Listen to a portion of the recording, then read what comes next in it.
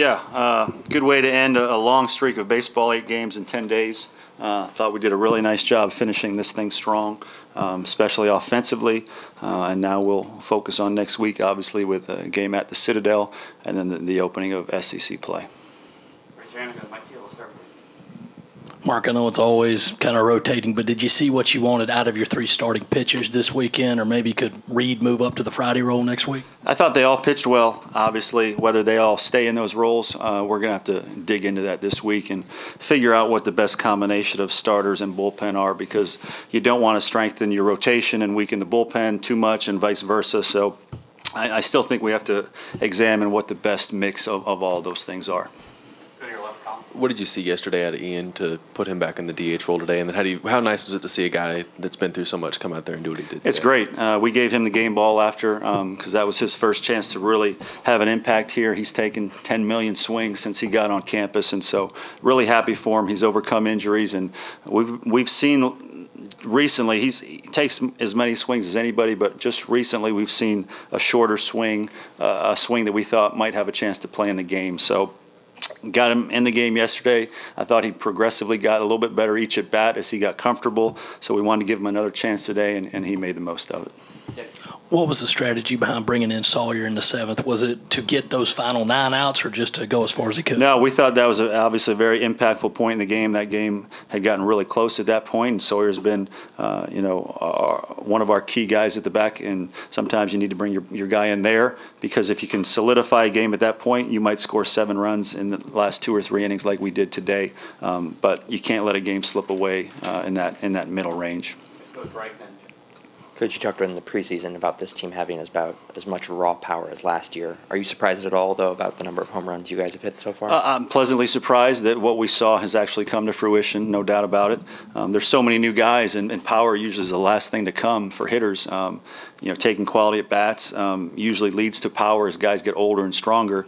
So to replace everything we had after last year, so far I'm pleased with the power production.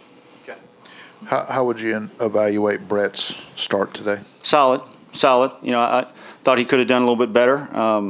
3 earned runs in 5 innings, obviously not quite as dominant as he was in the bullpen, so that's something we'll evaluate. I thought he was solid and workmanlike. I guess with TJ, what was the thought process of bringing him in from the bullpen to get those, I guess, 3 big outs, and what did you see out of him today? Yeah, TJ has been really good against left-handed hitters this year, and so they were stacked with left-handed hitters, and the wind was blowing out to right field, so we just thought that gave us our best chance at that point. Thought he was very good. Back to Brett a little bit, what was kind of your goal for him today, and were you surprised he was able to kind of last as long as he did after going so many short stints versus? No, his whole life he's been a starter, so his body knows what it feels like to throw 100 pitches. So we didn't think that would be very hard for him, and he threw 5 innings and 76 pitches. I thought he did start to lose a little bit of gas there, but he's one of those guys that's a competitor. Just he's worried about getting the next out. So ideally we wanted to see him do exactly what Reed did yesterday. He didn't quite do that, but 5 innings, 3 earned runs. Again, I think it's a solid start, not dominant, but gave us a chance to win.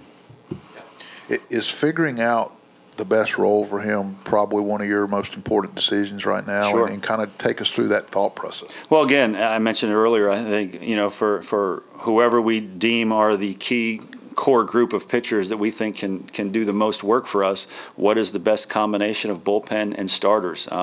You don't want to weaken one area to strengthen another if it doesn't allow you to win games. So the key here is just trying to manage and put those pieces of the puzzle together. And there's no easy answer.